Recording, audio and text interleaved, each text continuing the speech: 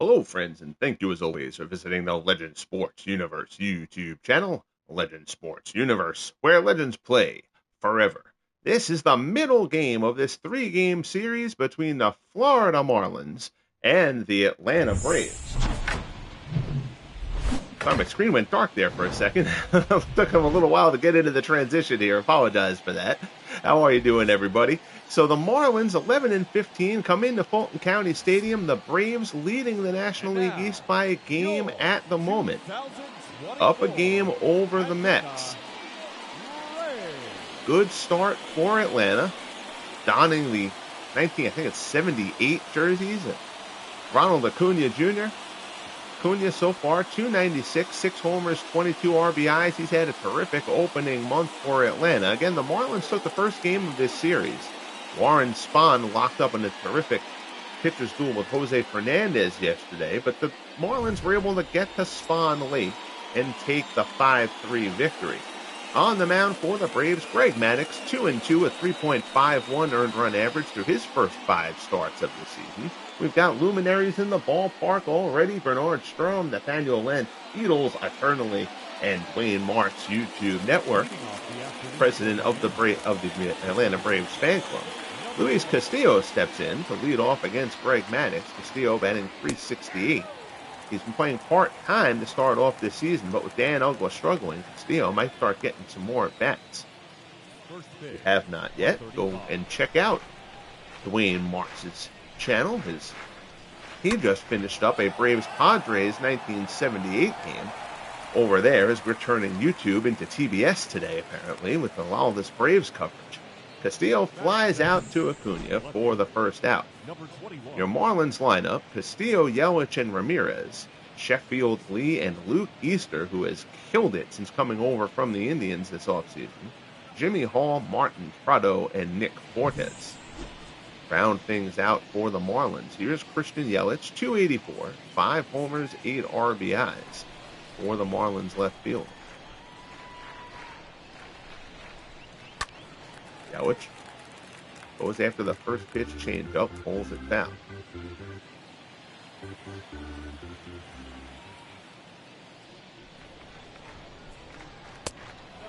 Fastball misses down low. 2 Braves games, and you don't have to listen to Chip Caray. So, a couple of perks going on there. 1-1 the count. Maddux misses outside. It's 2-1.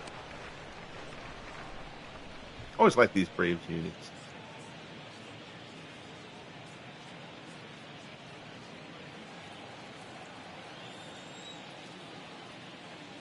Maddux for the 2-1 delivery. Down and in, Yelich chops it down to first. Fielded there by John Morrow, who flips. 2 Maddux covering, and there's 2 away. The shortstop, Henry Ramirez. Here's Hanley Ramirez. Dwayne Marks, a Skip Caray fan. Ramirez batting .337, 2 homers, 12 RBIs. That .337 mark has him 9th in the National League. Here as we get near the close of April. Ramirez pops it up in foul ground. Javi Lopez doing the catching today, but he won't get there. Decent amount of foul territory here in Atlanta.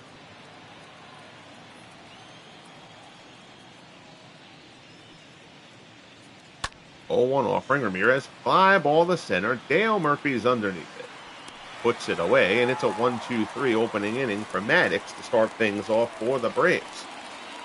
So we'll head to the bottom of the first. There you see Superstation TBS. How about that? Marlins nothing. Braves coming up. Smith, Simmons, and Acuna will try to get it going for Atlanta. On the mound for the Marlins, Sandy Alcantara, 1-2, a 3.24 earned run average in his first 5 starts of the season. As our good friend Jeff Hunter checks in. How are you, Jeff? Nice to see you, sir. Hope all is well. Lonnie Smith, 286, a homer, 7 RBIs. First pitch fastball. Misses up high. It's 1-0. I had mentioned a little bit ago, in case you hadn't noticed. You may not have, which is part of the reason why I took it down. But I took down the Legend Sports Universe Discord server. It just wasn't generating any conversation and stuff like that, which is what I kind of hoped it was going to do. So there was no reason just to have it there, and just for the sake of having it there, and then be posting stuff in multiple different channels. Just kind of seemed to not be necessary. Which was totally fine. I knew there was a chance that that would happen. Lots of the conversation happens in the live chats here on YouTube. But I am going to get the website going again. I like having a neat and tidy repository for stat dumps and stuff like that, and the website will allow me to do that. Plus, I want to get back into writing stories and stuff like that again too.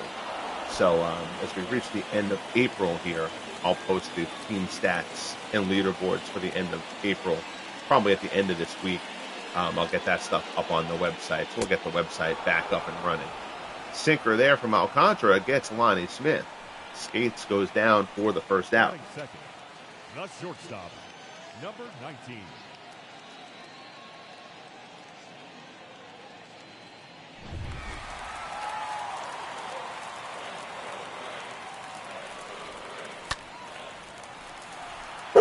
Sorry there, my dog is barking. I turned the mic off for a minute. Dog is still barking. But that's all right. Fly ball out to right. Sheffield puts it away for the second out. Holly not happy with how this game is going for whatever reason. Your Braves line up: Lonnie Smith, Andrelton Simmons, and Ronald Acuna. Murphy, Berger, and Horner. Lopez, Cuccinello, and John Morrow round things out for Atlanta. Here's Acuna. 296, 6 homers, 22 RBIs. Those 22 ribbies have him tied for third in the National League. Yes, color commentary. You might say that Holly's a better broadcaster than I am. This one's hit well out to right. Going back, Sheffield looks up and it's out of here. Ronald Acuna, home run number 7 on the year. Opposite field off of Alcantara. And the Braves have a quick 1-0 lead.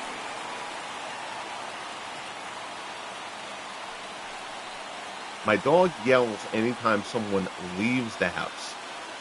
Like we're all supposed to stay and give her attention all day. So my son is off from school today. They had Superintendent's Day at his school. And so he gets an extra day off after the Easter weekend. He was going to be leaving, so she started yelling. More info than you needed. Here's Dale Murphy. Murphy finally getting to play regularly here in year 3, and he's making the most of it. 311, 4 homers, 17 RBIs for Murph.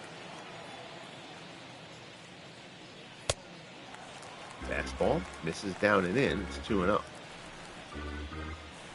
8 RBIs over the last 10 games for Murphy.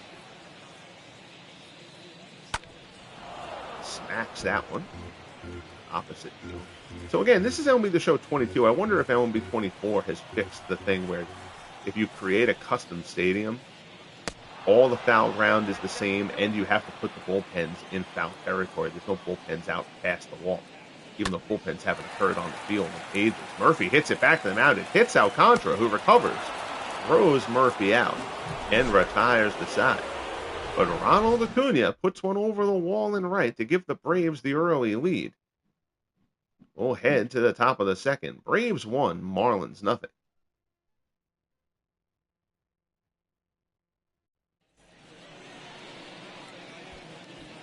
Stepping in, here's Gary Sheffield. Average is down. Sheffield only batting .250, but 7 homers, 20 RBIs on this season.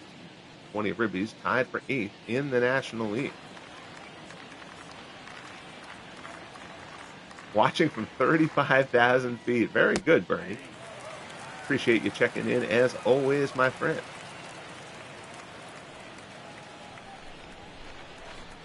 Legend Sports Universe, now part of the Mile High Club. Shot down to third. Horner dives. Nice play. Bob Horner. Not known for the glove. That wasn't smoke, but still. Nice nifty play there. The diving snag of the liner from Horner to retire Sheffield. There's one away. Change up. Misses down and away to Derek Lee. 299. 3 homers, 16 RBIs. And Sheffield hit that in more of a Sheffield line drive fashion. Horner doesn't make that play. But regardless, nice to see Horner moving a bit. Fastball off the outside corner. It's 2-0.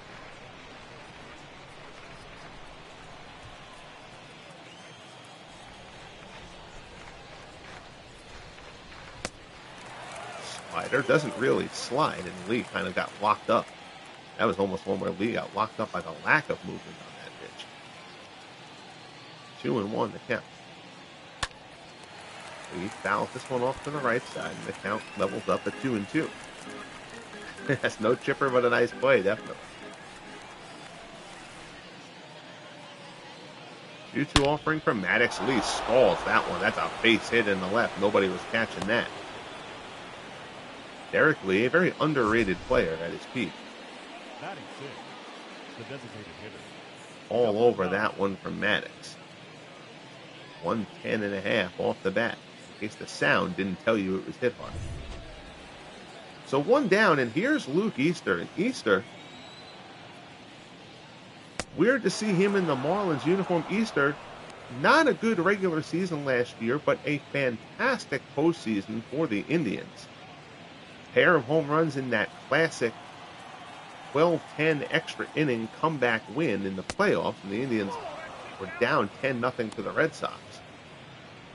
Easter had a couple other clutch hits in the postseason, but then was traded. I don't remember who the pitcher was, but it was a pitcher and Josh Willingham to the Indians for Luke Easter. Easter has been the designated hitter in Florida so far this season and has been very productive.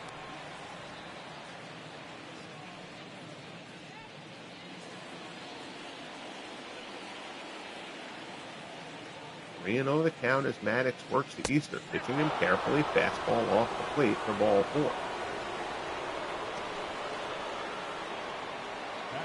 So Easter is on his first and second with one out.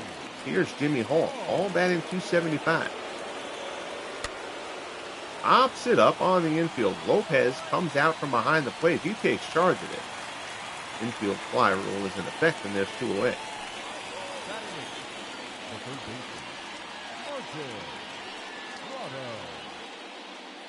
That'll bring up Martin Prado. Prado struggling out of the gate. .215, a homer and 6 runs batted in.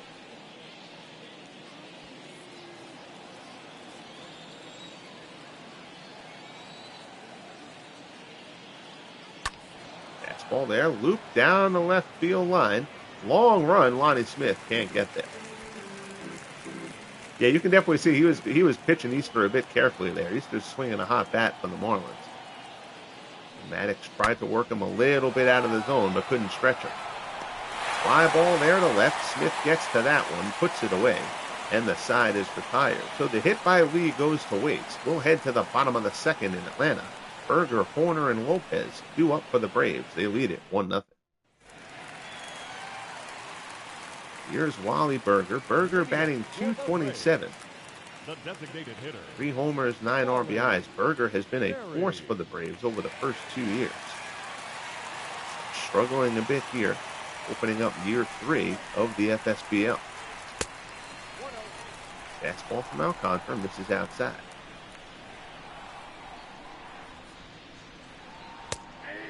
That one catches the corner. It's 1-1.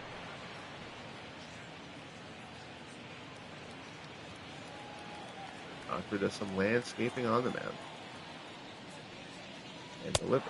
Fastball there, swung on and missed. Classified as a sinker. Oh, going crazy for the mailman at the door.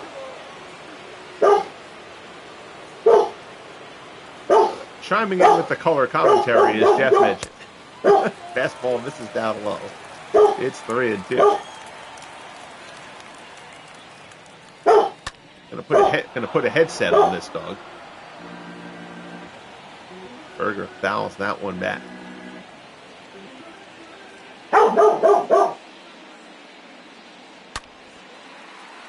That's a shot out the gap in left center. That's going back, and it's out of here. So Wally Berger, doing what he's done a lot over the first 2 seasons of the FSBL, puts one over the wall, his 4th home run of this campaign. And the Braves will extend their lead. It is now 2-0 Atlanta.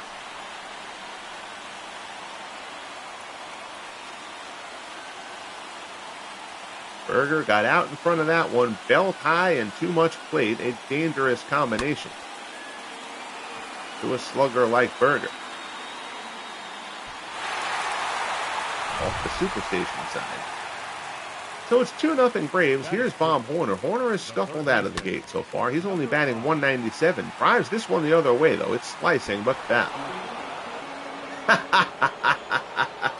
You got it, Dwayne. Yes. I know. I guess I'm the opposite of the kiss of death, because I talk about when a player is underperforming, and then they routinely do well. Horner could use that. Horner batting 197 so far. Fouls this one back. Did make a nice play in the field. Horner, the portly third baseman. Ground ball to second. Castillo waits on it. Knows he has time to throw out Horner. Horner actually got down the line pretty well there. That ball wasn't hit that hard. Credit to Horner for busting it out of the box. Here's one away. Here's Javi Lopez. Lopez 227, 3 homers, 9 RBIs so far. Lopez trying to hold off rookie Del Crandall, who is also with the big club. They've split a bit of time early on this season. Fastball misses up high.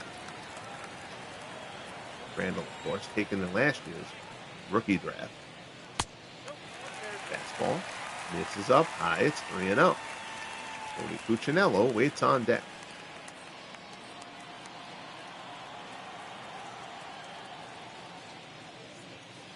Rio pitch from Alcantara, straight fastball.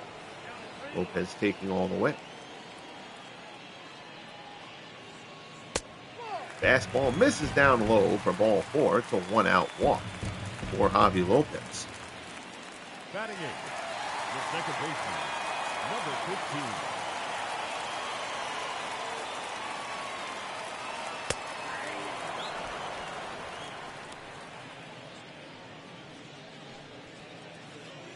Strike.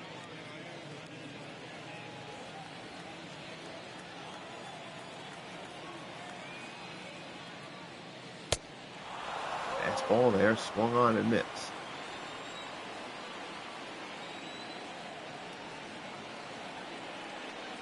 Oh, 0-2 pitch from Alcantara to Cuccinello. Cuccinello skies it down the right field line. That one is foul.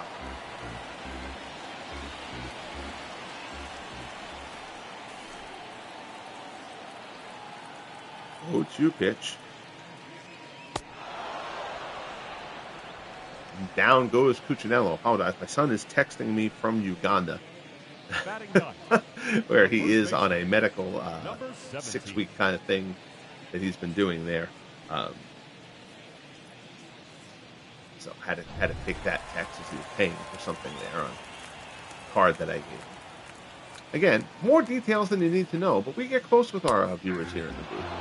Sinker there, in there for a strike. Here's John Morrow. Morrow last year, a season nobody saw coming, batting over 300. He's batting 237 so far this year.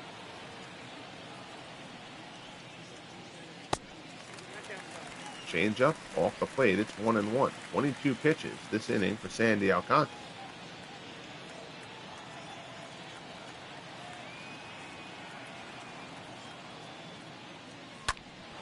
Line shot the other way, slices foul.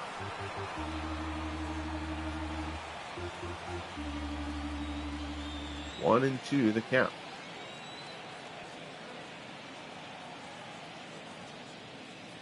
Fastball misses down low.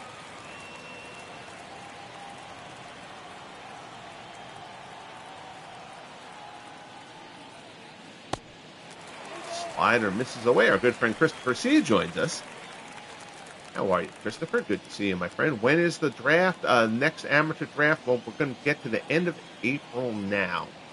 Draft happens in June. I would say we're probably 2, maybe 3 weeks away from the next rookie draft.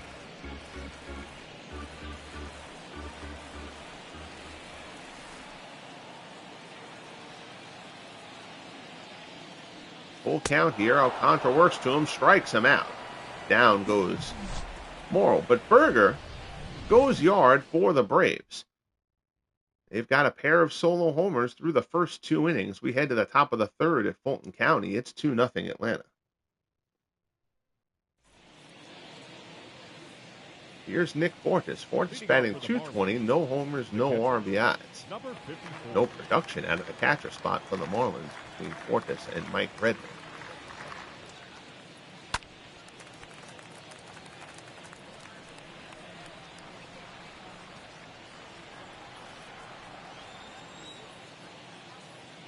Oh, 0-1 delivery coming from Maddox.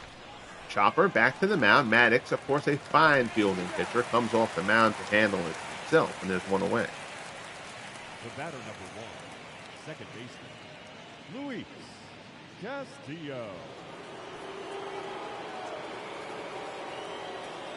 Here's Luis Castillo. Castillo is 0 for 1 as the order turns over. Fastball misses up and away.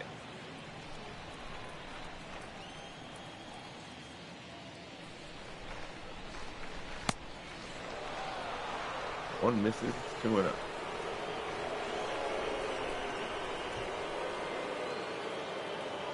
Two-0 offering. Shot out into center, sinking liner. And that's going to bloop in for a base hit. So Castillo is on with the 1-out single. Now batting, number 21. Looping shot there. Falls in front of Murphy. Castillo can run. Here's Christian Yelich.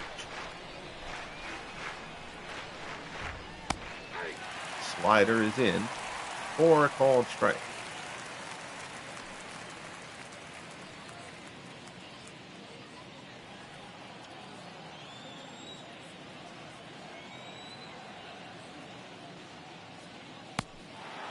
Slider misses up and in. Backs Yelich off the plate a little bit. Yelich tied for third in the National League and runs scored with 20. 1-1 offering. Fastball misses down low. It's 2-1.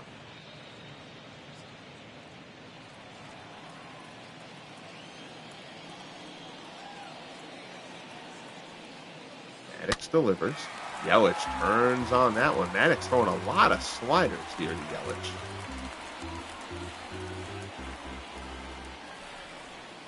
2-2 the count. Another one. That one misses down and in. It's 3-2.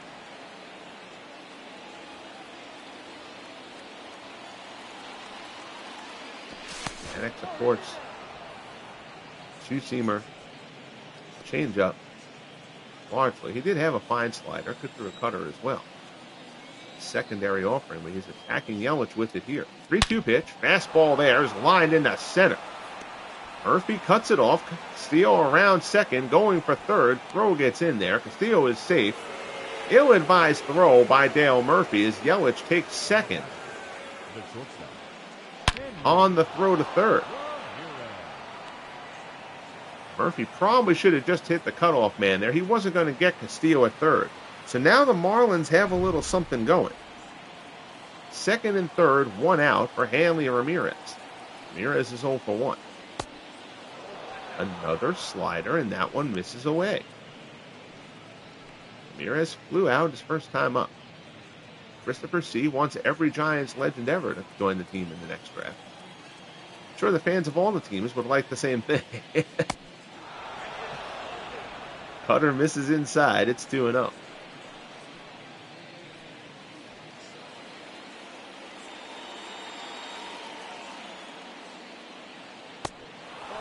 Change-up misses away. It's 3-0. Gary Sheffield waits on deck.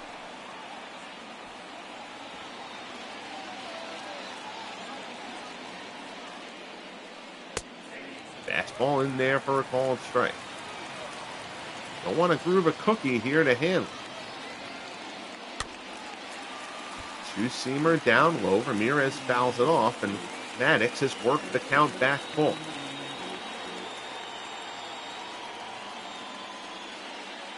Three-two offering, struck him out with the changeup. Gets Ramirez out in front, and that's a big strikeout from Maddox. The batter, pulls the string on it. Ramirez goes way out in front. Now it's going to be up to Sheffield to try to get the runs home. We'll see how carefully Maddox pitches Sheffield here. Fastball misses inside. It's 1-0. Sheffield lined out his first time up. He homered in yesterday's win for the Marlins.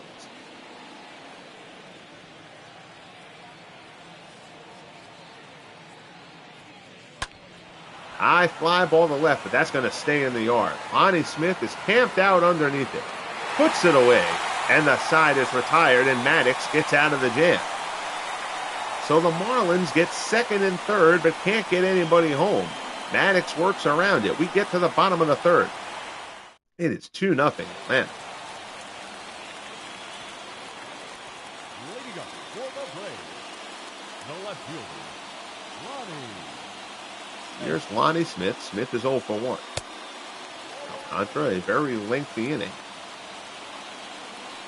Let's try to get that pitch count down a little bit. Not terrible. He's 20 pitches an inning. Little hot. There's a shot out to right center. That one's driven well. Going back at the wall. It's out of here.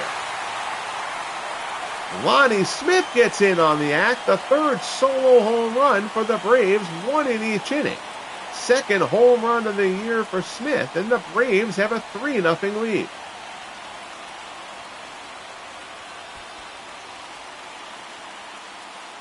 So Lonnie Smith is able to drive one out into the gap. The launching pad at Fulton County helping that one a bit.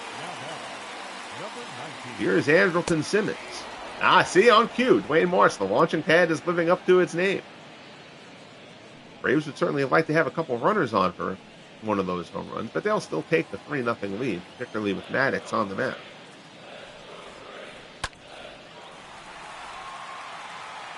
That one's looped out into right, grabbed by Sheffield for the first out. The batter, the right fielder, Ronald J.R.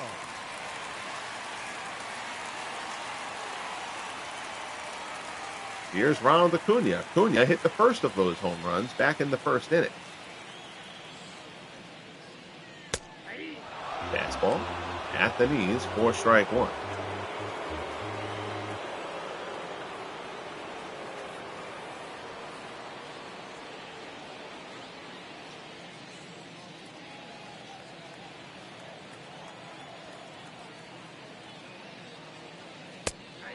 There's a fastball at the belt. 0-2.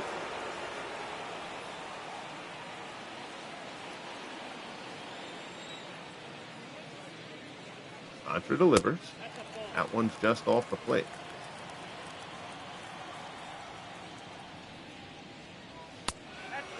Sinker rides inside. 2-2 the count. Contra misses away, so now the count is full. Contra was up 0-2. Dale Murphy swings in the on-deck circle for the Braves.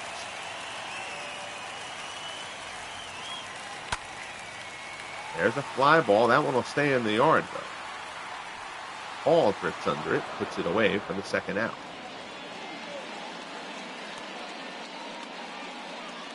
The center fielder, number 3, Dale Murphy. So here's Murphy. Murphy's 0 for 1. He grounded out his first time up.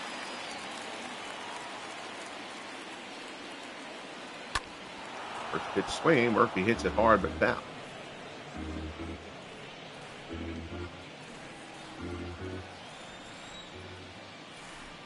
Alcantara winds and deals. Murphy skies this one to center. Medium deep. Hall is underneath it.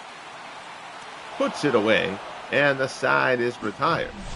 But Lonnie Smith gets in on the solo homer act. 3 solo homers are all 3 hits for the Braves. We're through 3 here in Atlanta. It's 3-0 Braves over the Marlins.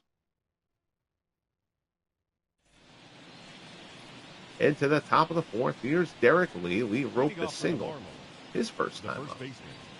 Derek Lee. Appreciate you guys joining me for the midday broadcast. Maddox delivers, change up there, Lee fouls it off.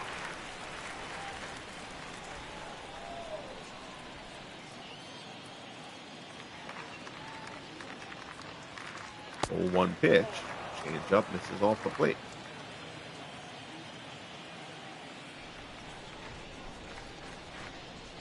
One offering, that cutter misses up and in.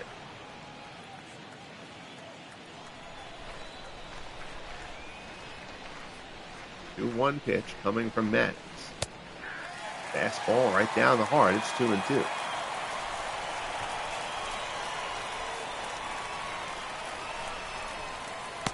Swung on a miss. Two-seamer rides inside on Lee. He swings and misses, gets tied up a bit for the strikeout, and there's one away. Number 9. It's funny. So the show offers you two, like broadcast themes, like the crawl underneath and the graphics and stuff like that. This is considered the regional theme, and I actually like this one better than their main MLB The Show focused broadcast theme. That's supposed to be like your national broadcast kind of one. I actually like the look of this one better, but again, in kind of one of the stupid little things that the show gets wrong. Little things like in the main MLB The Show graphic, it tells you how many strikeouts a pitcher has after he strikes a batter out. It doesn't do that in this one. So I try to remember, how many strikeouts a pitcher has while I'm broadcasting, which is kind of silly. Like, I don't know why you would not include that in one graphic and not in the other one. Chop to second. Cuccinello has it. Throws on to first. And there's 2 away. Up next for the Marlins, Luke Easter will go grab a seat from the Marlins. Jimmy Hall. So after having to work out of trouble in the third, Maddox 1 out away from cruising through this fourth.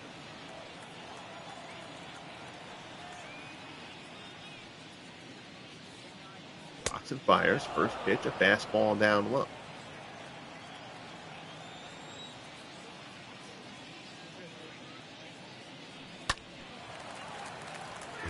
Slider there.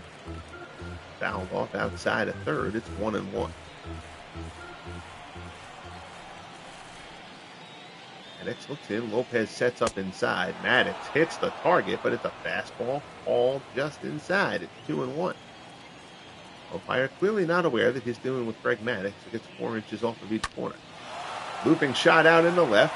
Actually carried a little bit further than I thought it was going to off the bat, but Smith gets to it.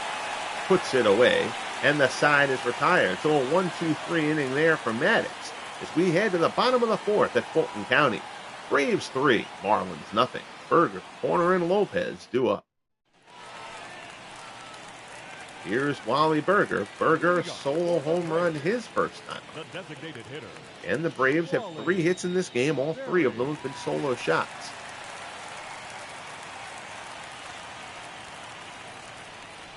Sandy Alcantara still looking for a clean inning. That one's pulled foul. Skates, definitely one of the great nicknames, Wayne. Like, if you look at Lonnie Smith's baseball reference, Lonnie Smith was a solid player. I know he was kind of a hack job out there in the outfield sometimes, but Lonnie Smith was a very productive ball player for a long time. If I remember right, he became a very solid pinch hitter late in his career, too. 1-2 the count.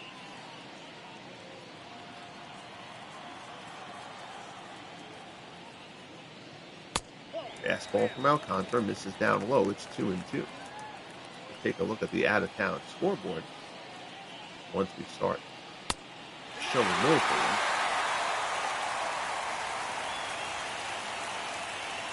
You see Mark McGwire got the 100th home run of his career. Sinker there. Punches Berger out at the knees. Nice pitch from Alcantara. There's 1 away here in the fourth. Now batting, number 5. Here's Bob Horner. Horner is 0 for 1. Still trying to get himself on track this season. Goes chasing a sinker there and fouls it off.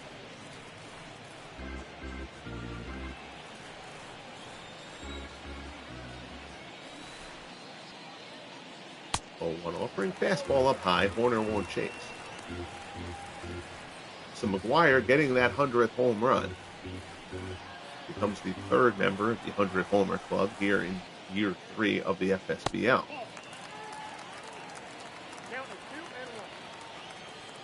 He joins Ken Griffey Jr. and Willie Mays.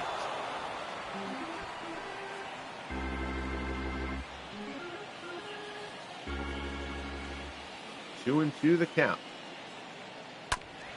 Sinker away. Warner gets a piece of it.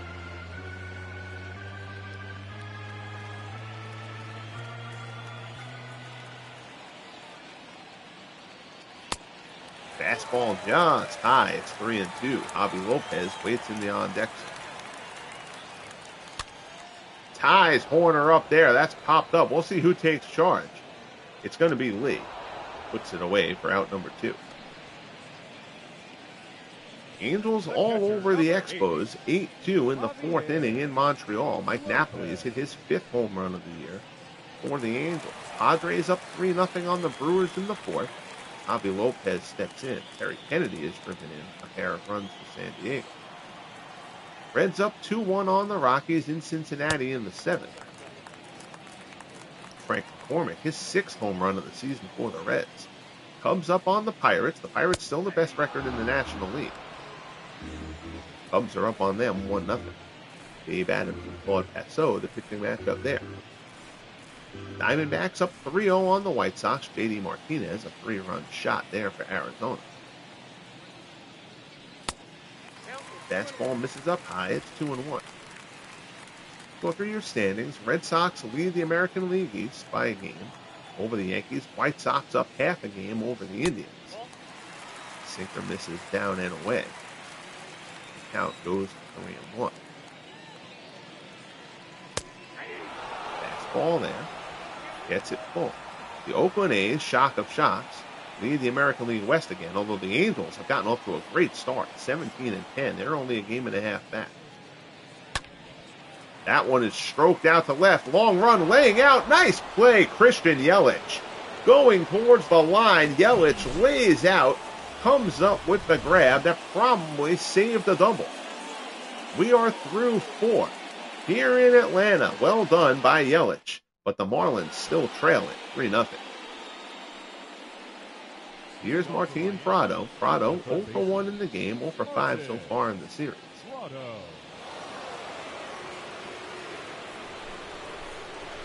Maddox will look to build on the 1-2-3 inning in the 4th. There's your National League standings. Braves up a game on the Mets. Up 6 on these Marlins. Phillies, I'm surprised how much the Phillies are struggling this year. I thought the Phillies were going to bounce back this season. And the Expos, after 2 years in the playoffs, which were a bit of a shock to people, they are now struggling mightily here in April, 8-19. There you see the Pirates, 19-8, 4 games up on the Cardinals. In that National League Central, Prado lines out for the first out here.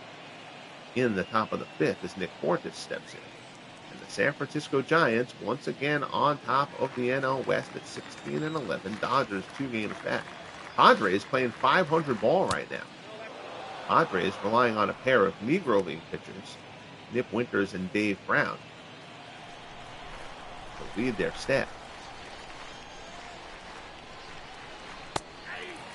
Fastball is in there for a strike. It's 1-1.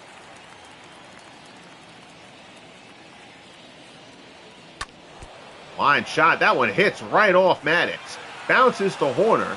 Throws him out for the second out. But now we're going to have to check if Greg Maddox is okay. Throw it around the horn. Buy Maddox a little time. He waves the trainer off. And Maddox will stay in. Here's Luis Castillo. Castillo 1 for 2. Slaps it down to Horner. Horner knows he's got to hurry. Gets it over there quickly. And the side is retired. So Maddox seems to be settling in here. He's retired the last 7 to face him. That's the last 8 to face him, actually.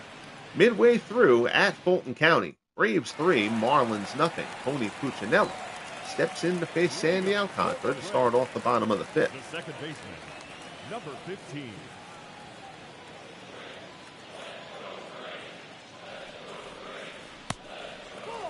Change up, misses inside. It's 1-0.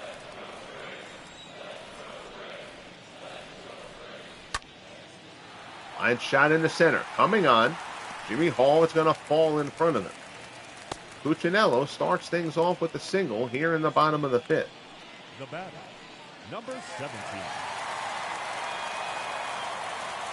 Here's John Morrow. Morrow is 0 for 1. In there for a called strike.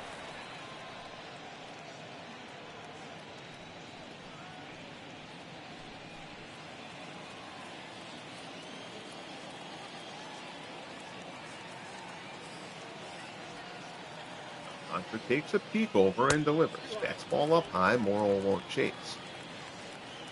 1-1 the count.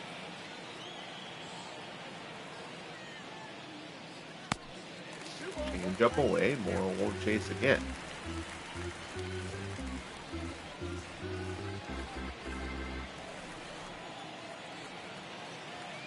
You can see Eddie Collins leading the American League in batting at 400, only batter in the American League. Wayne Marks calling for the bunt here with John Morrow. John Morrow's not the kind of guy off the top of my head I remember whether he's a good bunter or not. Loops this one out in the left center. Hall tracks it down. Puts it away for the first out.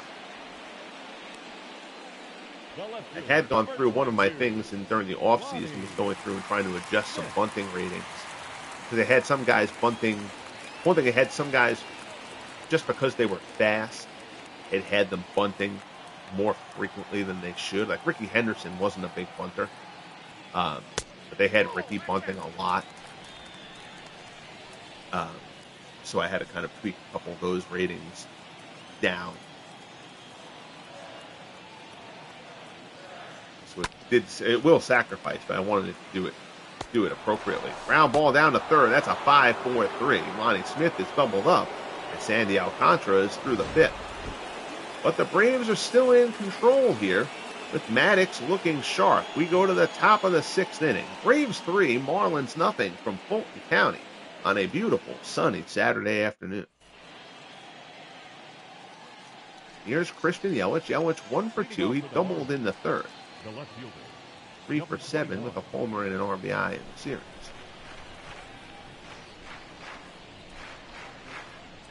First pitch from Maddox. Cutter just off the outside corner. As the legendary Big Clue pops in to say hello. How are you, my friend? Good to see you. Change up, down and away. Yelich goes fishing. And it's 1-1.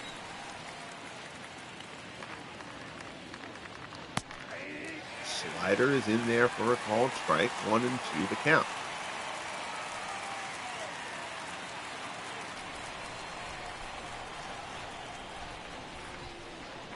Maddox winds up and delivers.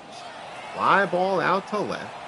That's going to hang. Carrying a bit better than I thought off the bat, but nowhere near leaving the yard. Lonnie Smith tracks it down for out number 1. I know it's going to mean that the season is going to take a little bit longer to get through, but I am really much happier doing things this way with the American League and the National League game of the week on the schedule instead of just one.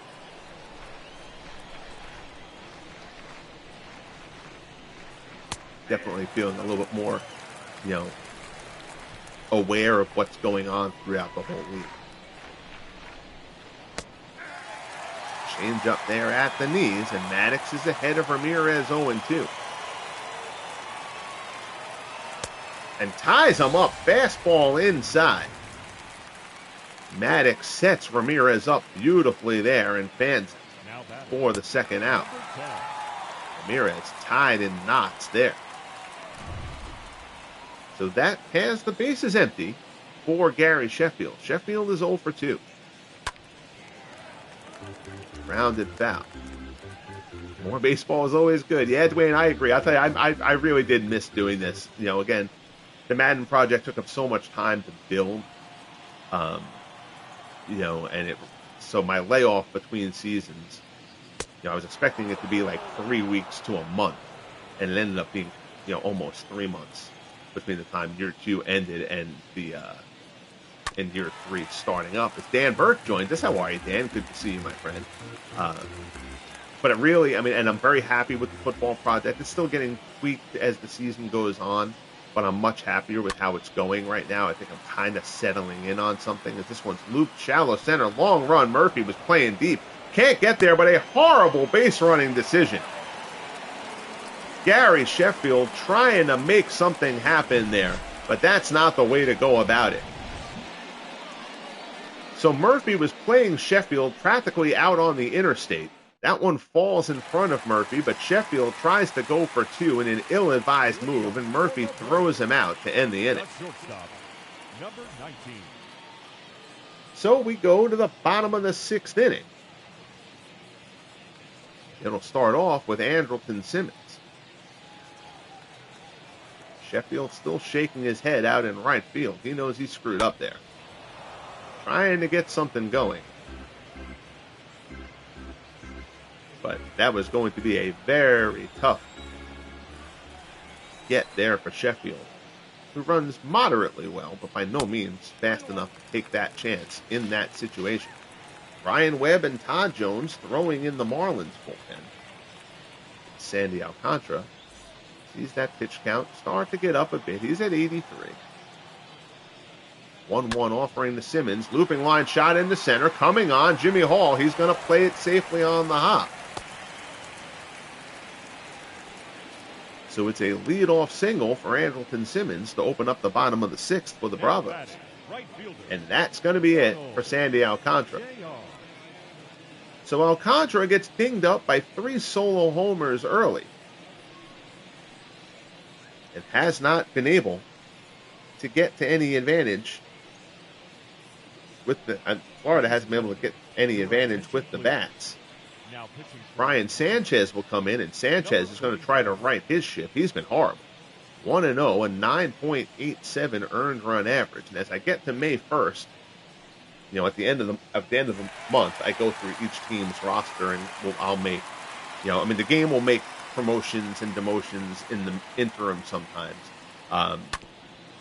But I will go through every franchise at the end of each month of play and adjust lineups and call-ups and send-downs and stuff like that where I feel appropriate. Brian Sanchez, if he has any struggles in this outing, might be one of the guys who bites the dust for the Marlins. Slider there misses down and in. He works to Acuna.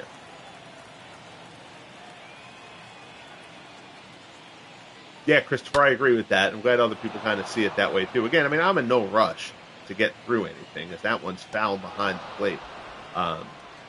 Especially because I'm not quite sure how I'm going to proceed with the hockey and basketball projects. I'm going to keep them with the fictional teams and real players like I've done them, or if I'm going to turn them into franchise stars projects like this.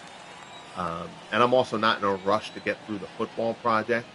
So I kind of want to take my time and enjoy these things. The Madden project, again, I've loved it and I've enjoyed doing it, but it took a lot of the starch out of me for the work aspect of what I do here. So I just want to be able to just enjoy streams and broadcasts and chat and stuff like that for a while. So I have no problem with the season taking a little longer to get through. Chopper down to first. Lee goes to second for the force. Return throw is not in time. And there's 2 away. Here's Wally Berger. Berger back in the second, contributed the second of those 3 Braves solo homers, driving this one out over the wall to left center.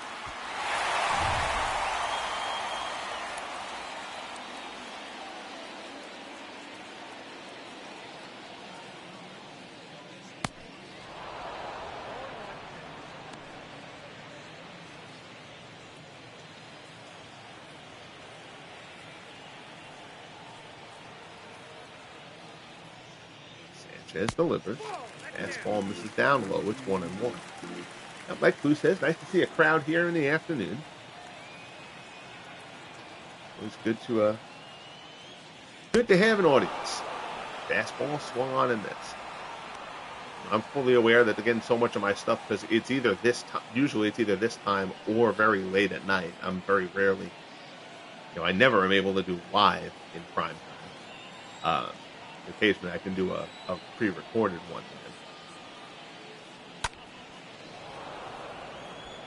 So I know a lot of times I get used after the fact, which is totally fine. The video doesn't go bad. Popped up in foul ground. Lee puts it away, and the side is retired. We are through 6 here at Fulton County. Maddox and the Braves lead it 3-0. Here's Derek Lee. Lee 1 for 2. Single back in the second, the hardest hit ball that Maddox has allowed today.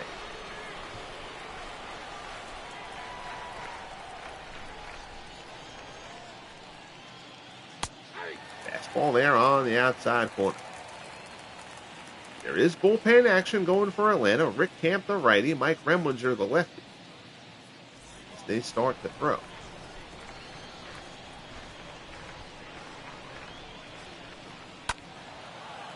Fastball away again. Lee fouls it off.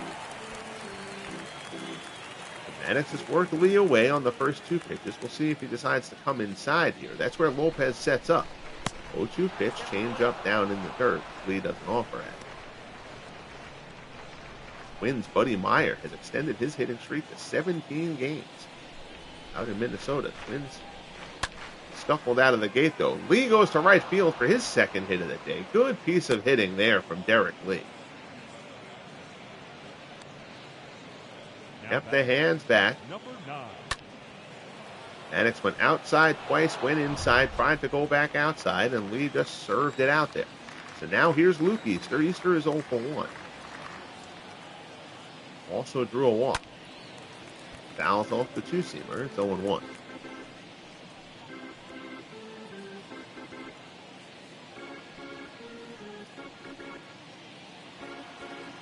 And that trade of Easter from the Indians to the Marlins surprised many. Me included. And I know Easter hadn't been a great regular season player, but given his performance, his heroics in the postseason for the Indians last year, that's a tough guy to deal. Especially, for Josh Willingham, Josh Willingham is fine as part of the platoon. But you're not exactly getting a stud there. Fly ball to right. Acuna closes on it, puts it away for out number 1.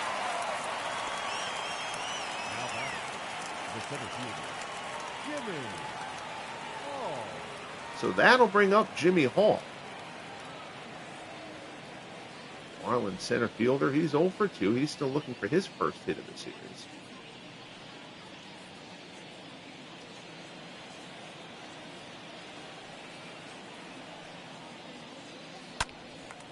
Breaking ball there. Changeup, actually, show it as. Moved a little bit more like a slider. But regardless of what it's called, it was fouled off. Change up there, swung on and missed. It's 0-2.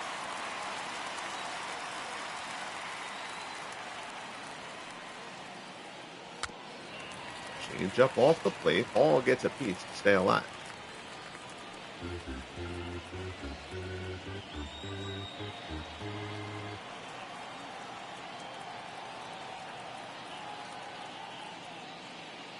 Maddox delivers off-speed pitch. Hall lines it to left.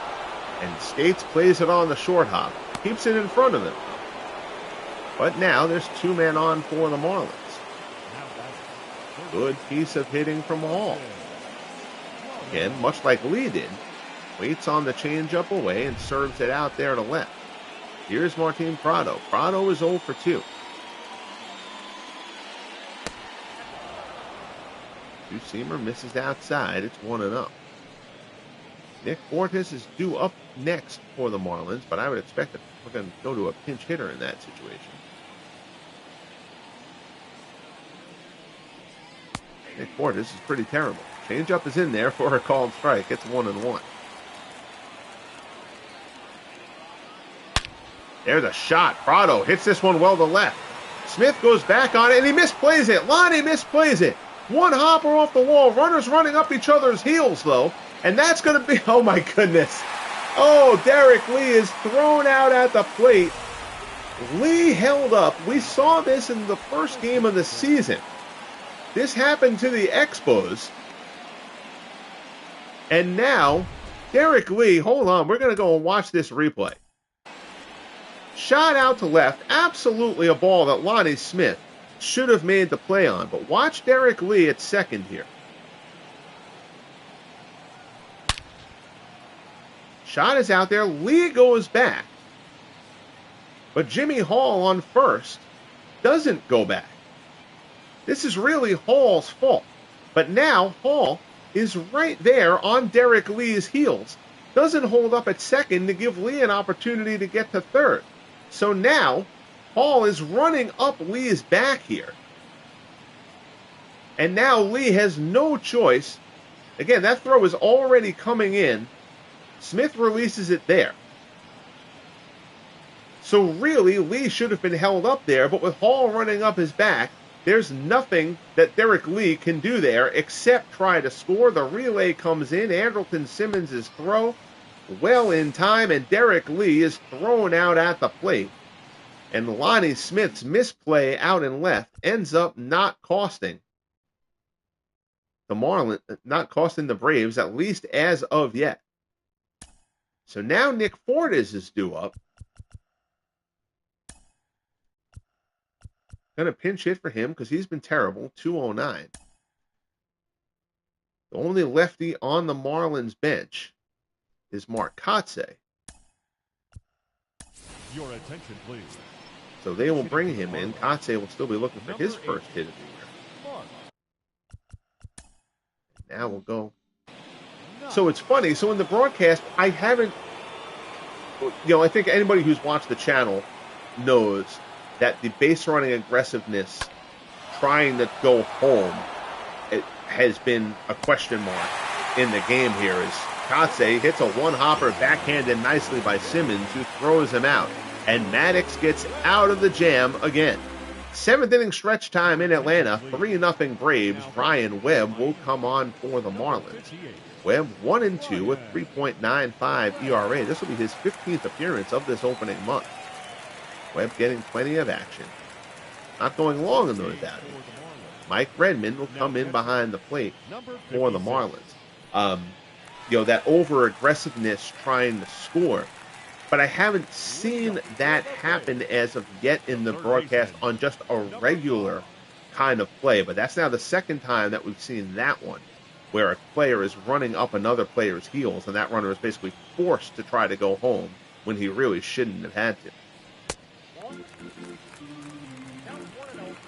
But the Braves will take it. Lonnie Smith certainly will, because he did a butcher job on that ball out and left. Fastball misses up high. The count goes 2-0 to Bob Horner. Braves would love to get Horner on track.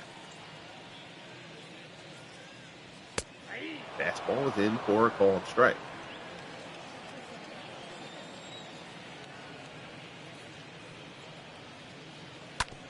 Horner pulls this one foul. Count goes to 2-2.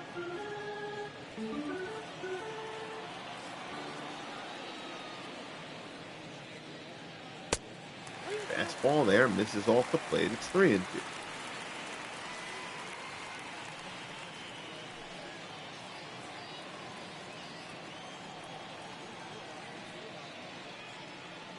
Webb dials it up. Fastball rides inside. Horner doesn't offer at it.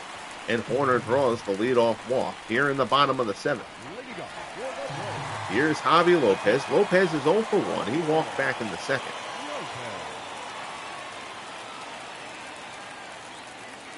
Yes, Dan, that's the Jimmy Hall from the Twins. He was I don't remember what the trade was.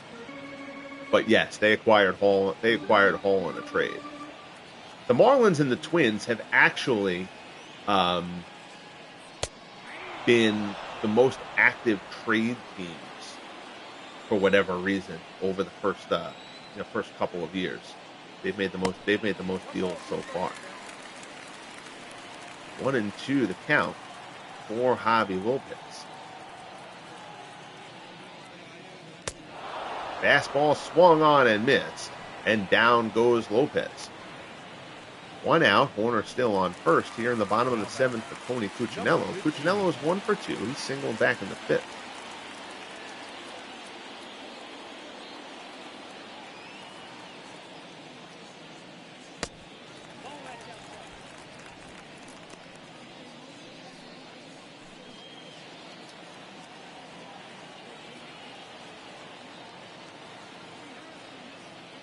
Webb looks in and deals. Fastball on the inside corner. Yeah, remember Dwayne in the corner had a really good first year. And then he was kind of mediocre last year. So, I mean, I certainly think he's going to get better as this season goes on. He's not going to hit 197 for the year. But yeah, he's certainly scuffling out of the gate.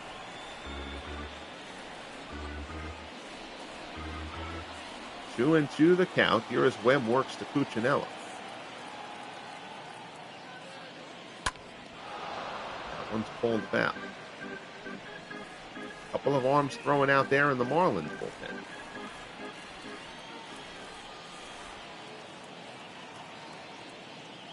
Webb delivers. Ground ball, Cuccinello. Nice play by Lee. Throws the short for one. Ramirez back to first. Pitcher covering. Pulled him off the bag a little bit. But they get the lead runner. Nice play there by Derek Lee. Ramirez gets well out of the way of the sliding Horner. The return throw pulls Webb off the base. On target throw would have completed the double play. So now here's John Morrow with 2 outs. Braves exchange the runners on first. With the force out there, fastball is in at the knees for a called strike.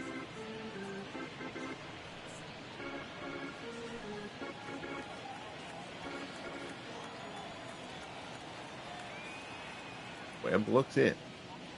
Breaking ball, Morrow through the hole. That's a base hit.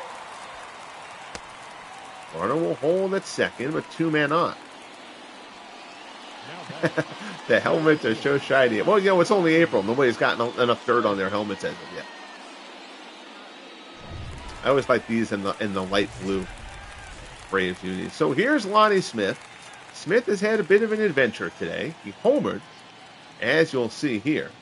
Also mangled that play out and left, but the Marlins ran themselves into trouble to save him. He also made a nice play out in left field earlier on. Fastball misses down and away.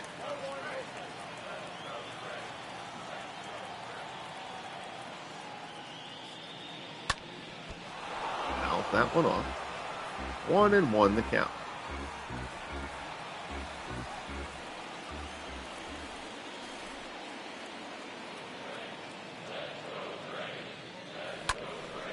Goes down and gets it. Smith slicing away from Sheffield. It's going to fall in for a base hit. 1 run will score. Sheffield airmails the cutoff man. No way he was throwing a runner out at the plate, and that allows Smith to take second. It's second and third, an RBI double for Lonnie Smith. His 7th double of the season, and the Braves extend their lead to 4-0.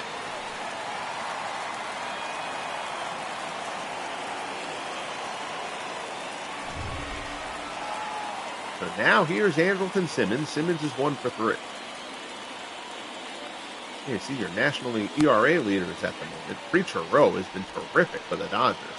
Kid Nichols of these Braves, Ferguson Jenkins, Dave Brown of the Padres, and Tom Seaver round out your National League top 5 as we approach the end of April. Fastball in there for a called strike to Simmons. National League strikeout leaders, Kershaw and Koufax tied atop the league. Jenkins, Scherzer, and Jim Bunning. There's another one. They go the other way again. There's a base hit. 1 run will score. 2 runs will score. It is a 2-run single, and Atlanta has blown this game open. Andrelton Simmons goes the other way with a 2-run single off of Ryan Webb, and it is now 6-0 Atlanta. Down and away, and Simmons just goes down and gets it. So Webb will depart. Todd Jones will get a crack at trying to finish this inning off. Jones 1-0 with 3.86 earned run average in 11 appearances. He gets the pleasure of facing Ronald Acuna. Acuna's 1 for 3 with a homer. Fastball misses down low as Dwayne Marks notes a good at bat there from Simmons going the other way.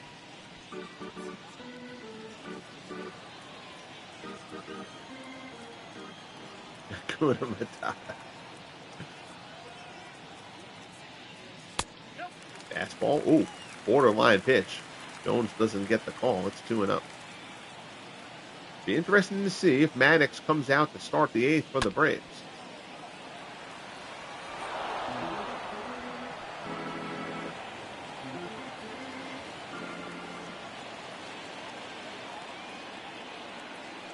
Two and one the count. Jones delivers. Acuna fouls it off.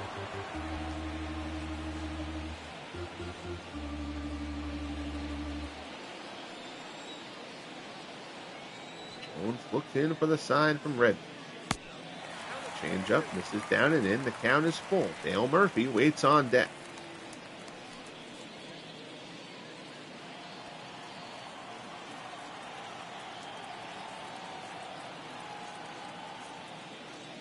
Jones delivers. Fastball there. Acuna fouls it off.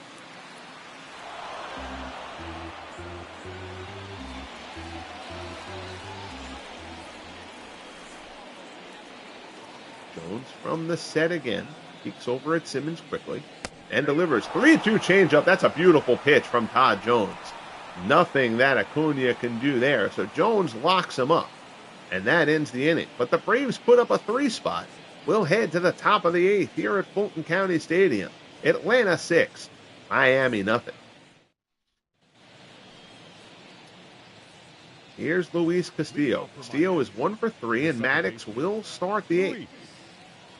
86 pitches for Maddox. He's been in trouble a couple of times, but has gotten around it.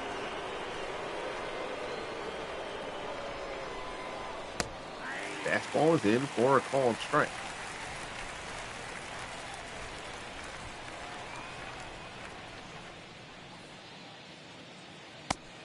Good change up there. Gets Castillo out in front. It's 0-2. Maddox used that slider a lot during a spell early on in this game. He hasn't thrown many of them since then. 0-2 offering. Tap back to the mound. Easy play for Maddox. Throws the first. There's one away. Now batting, number 21. Here you see the wind blowing a bit out to right. Certainly seemed like you saw that on the Lonnie Smith home run earlier. Here's Christian Yelich, 1 for 3. He doubled back in the third.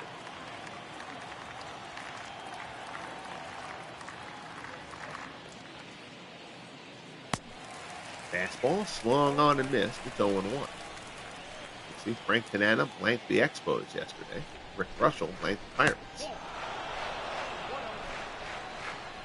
40,747 in attendance here in Atlanta. Brandon Woodruff blanked the Padres, so full, complete games yesterday. Yelich lines this one. Morrill jumps, is able to knock it down, but can't come up with it.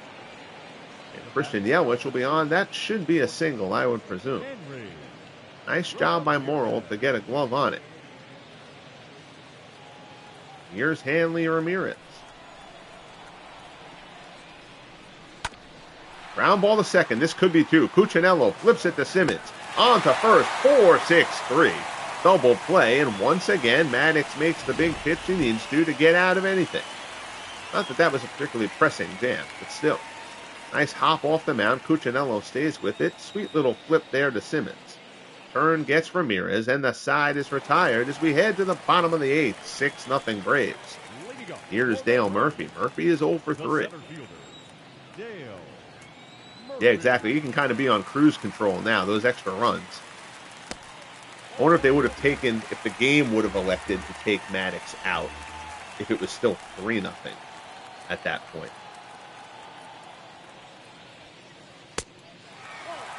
Fastball rides in. It's 2-0.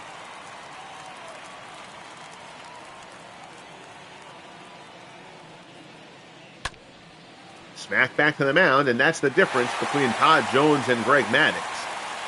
Maddox has made a couple of plays on the mound, of course, being a terrific fielder that he is. That one's put back through the box by Murphy, and Todd Jones basically evasive maneuvers to get out of the way. Oh, absolutely, Christopher. Yeah, I mean, and it's what I love doing the league this way. You know, I mean, like if everybody is at full strength, you know, from the start, it's just your standard, you know, franchise stars kind of thing. Like the Expos wouldn't have, and the Expos have certainly had some talent, but the Expos wouldn't have been able to compete for the first 2 years of this league and stuff like that, like they did. Now they're struggling this year. But, so it's kind of part of the draw. The Pirates at full strength leading the Central wouldn't really shock anybody. I mean, yes, the Cardinals have a great, and the Cubs, they all and the Reds, they all have terrific full rosters. Oh my goodness, Wally Berger, there's home run number 2, and that one is way out of here. Wally Berger goes yard. Second home run of the game. 5th home run, I believe, of the season, if I remember correctly. And that one goes way out past the wall. So the route is on here at Fulton County. 2-run jack for Wally Berger, who gets all of this one. 414 feet. The first one hit off the TBS sign. This one goes well beyond it. 8-0 Braves. Jones will face Bob Horner here. May as well leave Todd Jones in at this point. Fastball on the inside corner for strike 1. Horner 0 for 2, drew a walk his last time up.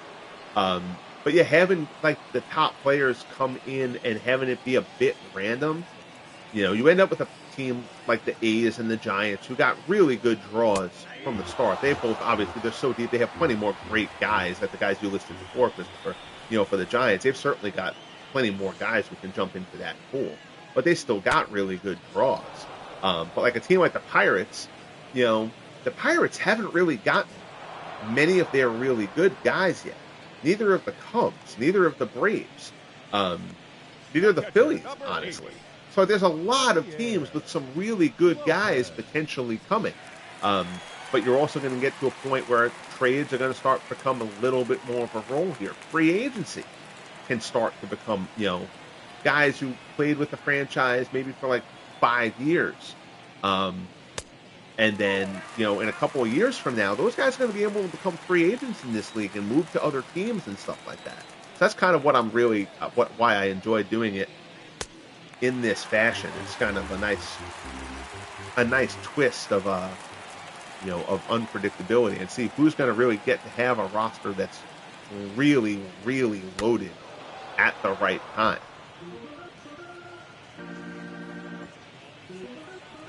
No trades in a draft league.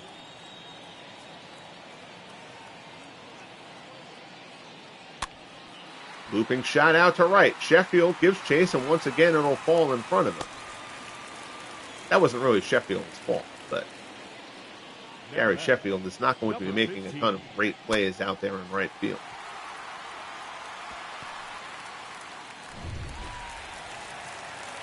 Here's Cuccinello. Cuccinello's 1 for 3. Changeup is in there for a called strike. We'll see if Maddox gets the crack at the complete game. Up 8-0. Pitch count's probably closing in on 100. If the game doesn't take him out, I won't take him out. But Cuccinello turns this fastball around, and it's 0-2.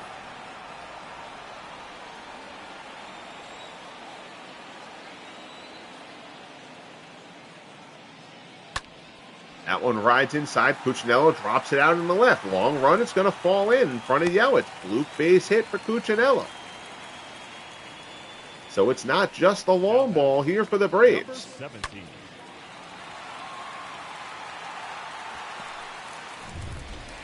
But they were shading Cuccinello kind of opposite field there. And Cuccinello took that inside pitch and dunked it into left. Here's John Moore. Even though it's a blowout, I think if Todd Jones gives up another base runner here, we'll take him out of this game for the Marlins.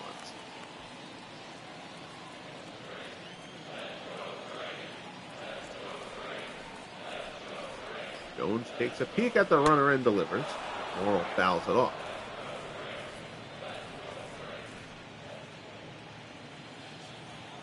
Don Baylor tied for the American League lead in home runs with 10. Great first month for Baylor. Home run Baker's tied with him. McGuire has 9, as do Mookie Betts and Reggie Smith of the Red Sox.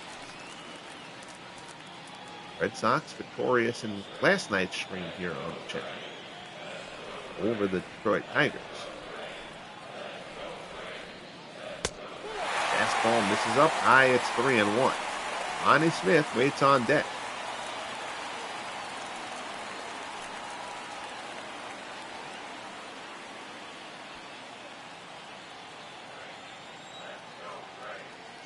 Jones from the set. Fastball down and away, borderline pitch, but when things aren't going your way, you're not going to get those calls. I don't know why Todd Jones' hair went black. That shouldn't be the case. But that's a minor thing we can change after the game. Going to the Marlins, Antonio Alfonseca, all right, six finger.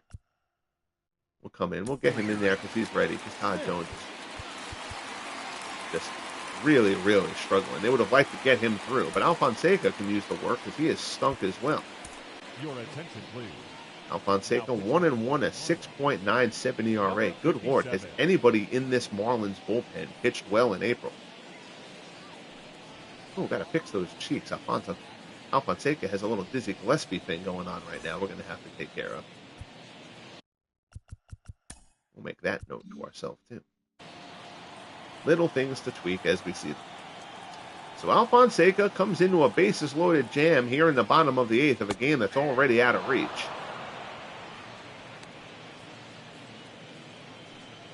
He will try to stem the tide a little bit.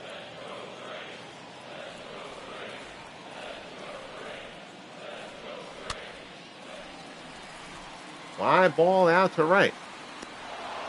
Tracked down by Sheffield. Throw home, runner takes. Good throw from Sheffield, and he gets Lopez at the plate. Alfonseca was the six-finger guy, Clue. Yep.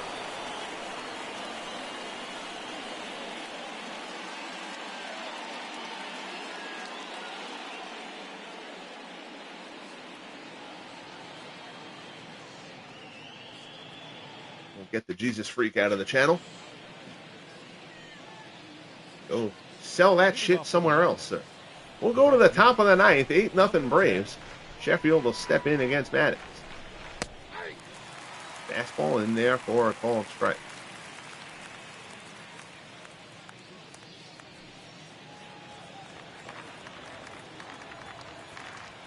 Oh and 1 the count.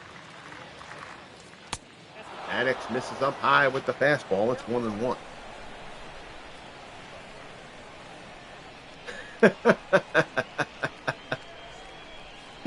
Yes, Clue, Easter is over.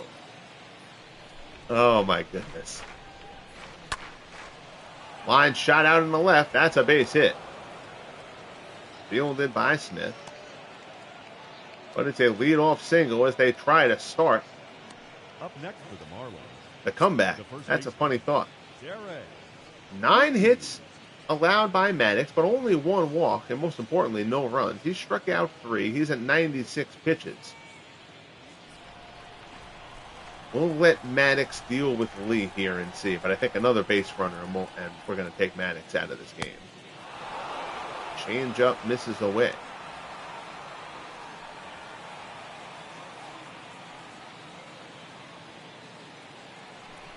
Look, I don't, and that Jesus Freak reference wasn't just for people who, people believe. I don't care what people believe, what you believe. But don't come proselytizing on my channel, because this is probably not the door you want to knock on for that.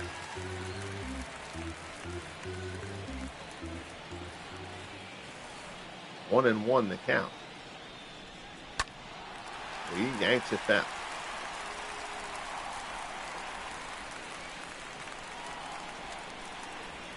One and 2. Here as Maddox works to Lee.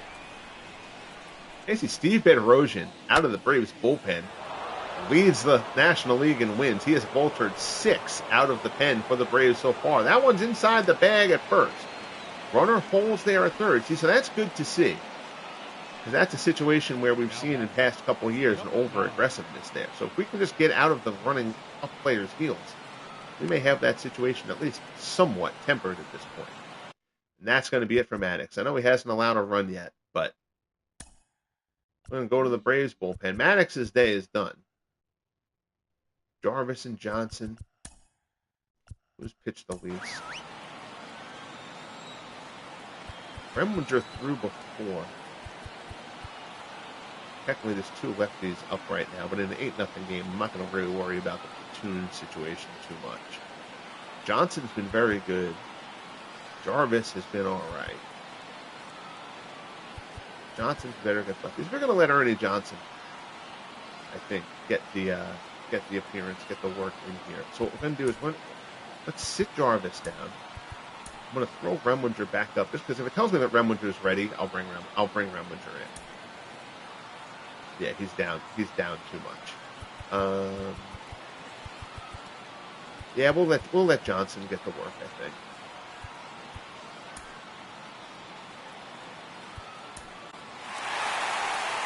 So Maddox's day is done. They come out for the hook, but a fine job by the professor. 8 1/3 scoreless. Would have liked to finish it, but now they're going to let Johnson get some work and try to get him out of this jam here. Johnson's 5th appearance of the year. No record, a 1.29 earned run average. Wants a word with Javi Lopez before they begin their pursuit here.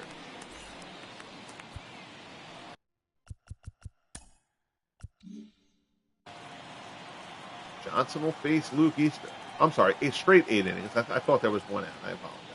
8 innings of work for Maddox. We said no runs, but the 2 runs on would be allocated to Maddox's ledger.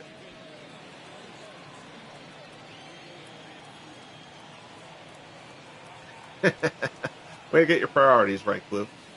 Johnson delivers. Easter grounds it through the hole. There's a base hit. Acuna coming up and throwing. 1 run scores. 2nd run coming home. Good throw from Acuna, but Lee is in there. It's a 2-run single for Luke Easter. And the Marlins are on the board. It's now an 8-2 ball game.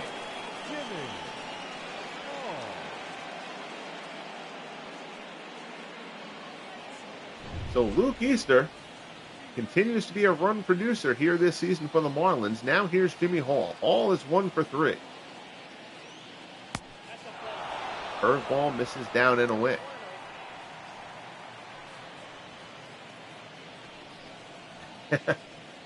Ernie comes down from the radio booth.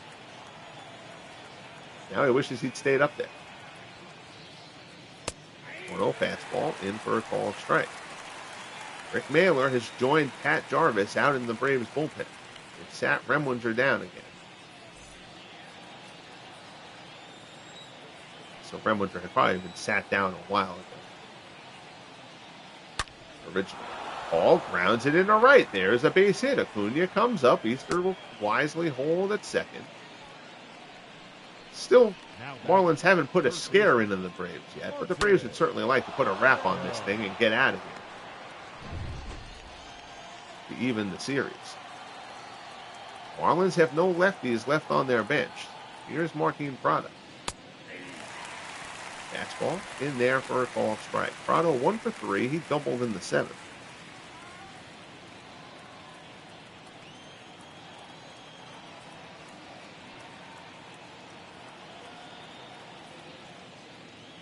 One pitch. Fastball misses down low. Prado rocking some reverse splits so far this season. Palm ball misses down and in. It's 2-1.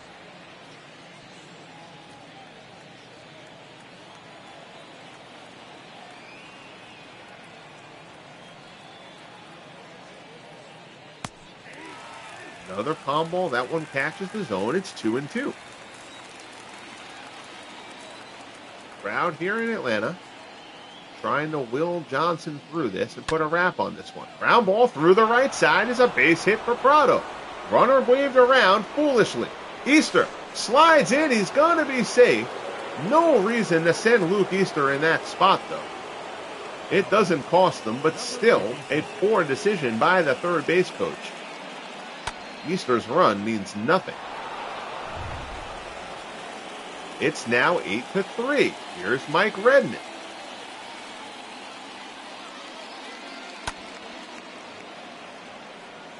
That one is foul for a strike. Trying to get the order turned over here. Redmond is a double play threat. Low fastball, and there's that double play ball we were talking about. On cue, I appreciate that. 4-6-3 double play.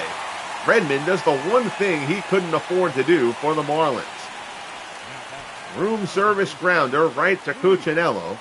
To Simmons. On to Morrow. 4-6-3, and now the Marlins are down to their final out. Here's Luis Castillo. Castillo is 1 for 4, singled back in the third.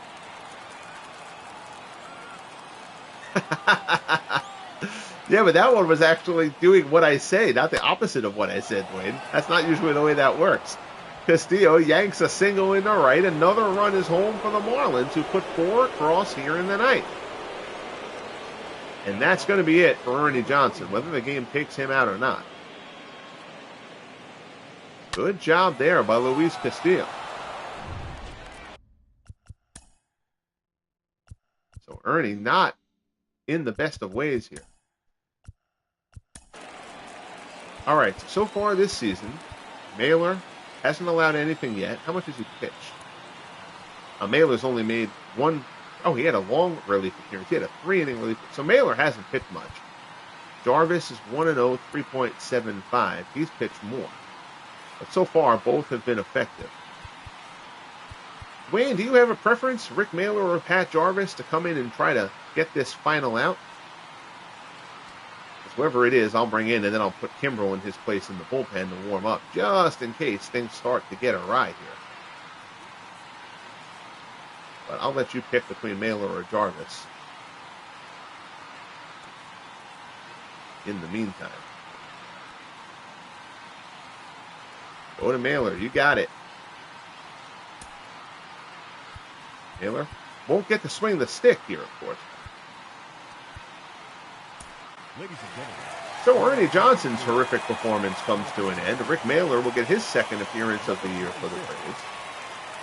Try to get out of this. Technically, this would actually be a save situation for Rick Mailer. Now let's go. Let's get Kimbrel throwing just in case.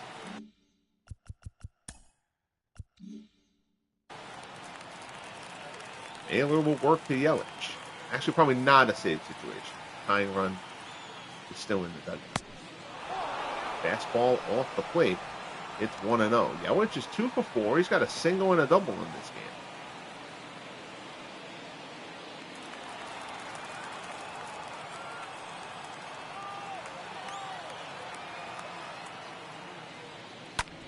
There's a shot to short. Simmons on the backhand. Goes the short way for the fourth, and the ball game is over. So the Marlins pick up 4 in the ninth. But, unfortunately for them, they were down 8. The Braves get out of here with an 8-4 victory to even up the series. Maddox gets the win to improve to 3-2. Sandy Alcantara takes the loss to fall to 1-3. You see the nice grab by Horner earlier on. Horner can't believe he caught it. There's a nice play by Christian Yelich as well.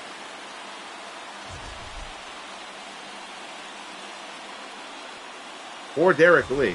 That was Jimmy Hall's fault, not Derek Lee's. Odd picture there of nothingness. There's the final out of our game. Your final line score, 8 runs, 12 hits, no errors for the Braves. 4 runs, 14 hits, no errors for the Marlins. Hits aplenty in this one, as the launching pad lives up to its name. Marlins couldn't get one over the wall, though, but the Braves hit 4. Ollie Berger hit a pair. Lonnie Smith and Ronald Acuna went deep as well. Berger gets player of the game honors with the 2 long balls. Maddox, 8 innings, 10 hits, 3 strikeouts, 1 walk, 2 runs. Maddox, again, was not perfect by any stretch, but he made big pitches generally when he had to. Alcantara, 5 innings, 5 hits, 4 strikeouts, 1 walk, 3 runs allowed for him. And the Braves take the rubber match of the series. So what we're going to do, we're going to get out of the post game here. Where's Rick's terrible? Now, Mailer, I remember the mustache too, and I think I was going to do that, but then Mailer actually, for a lot of his like younger career, actually didn't have that mustache. I don't believe so. That's probably why I did that. But I'll give it a look because again, I remember him. I remember him with the mustache as well. So that concludes our games of the week. We'll take a look around the calendar here. There you saw the game from last night. Red Sox defeat the Tigers 7-4. Mariners defeat the Yankees. That game went extra innings, if I remember right.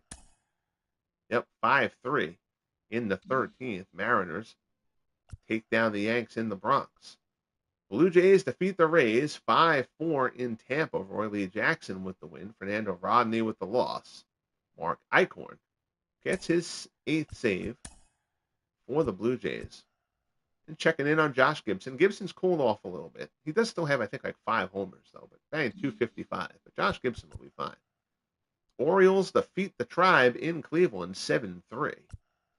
Royals defeat the Rangers in Kansas City 2-1. Twins over the Astros 7-3 in Houston.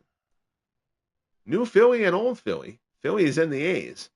Lock up in Oakland. A's come out of there with a 4-1 victory as the Phillies' struggles continue. In Montreal, the Angels take the Expos out to the woodshed. Steve Rogers is 0-4. Start off the year for Montreal. Andy Messersmith improves to 3-0. The Cubbies blank the Pirates again. They shut them out yesterday. They shut them out again today.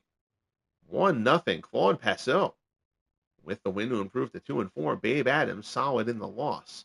For the Pirates, Lee Smith picks up his 3rd save of the year. Rockies down Clues Reds in Cincinnati 4-2. In that one, Steve Reed picks up his 9th save for the Rocks. The Padres playing 500 ball. That's a surprise. I'm not sure they can keep that up. But they do get the win here, 8-3 over the Brewers.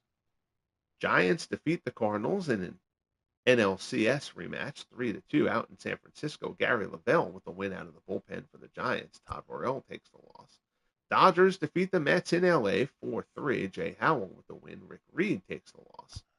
Kurt Schilling outlasts Ted Lyons in Arizona. JD Martinez, a 3-run homer in the first inning of that game. And Schilling was able to make it stand up as the D-backs got the win. So I'm not going to sim the full week to get us to the next game of the week because I want to post leaders and stuff. Like I said, I mentioned earlier in the broadcast, I'm going to get the website back up and running. So I want to go and save this stuff. So we will go sim through the 30th, get us to the end of April. Rays. All right, so the Rays reactivated somebody. All right, so we got to make a roster move for the Rays. So hold, please. Because I do all those things because otherwise the game starts messing with them too much. So 12 pitchers, 4 middle infielders. All right, so one of the middle infielders is going to go. Oh, Willie Randolph. Randolph was activated, it looks like. Oh, Jason Bartlett. Oh, boy, they got a couple guys injured. Bartlett's not on the injured list, but they really kind of need to keep him because they've got a guy, because Willie's still dinged up, too. Neither of them are on the injured list, so they can probably spare an outfielder, actually. Let me see. Who's the worst outfielder going?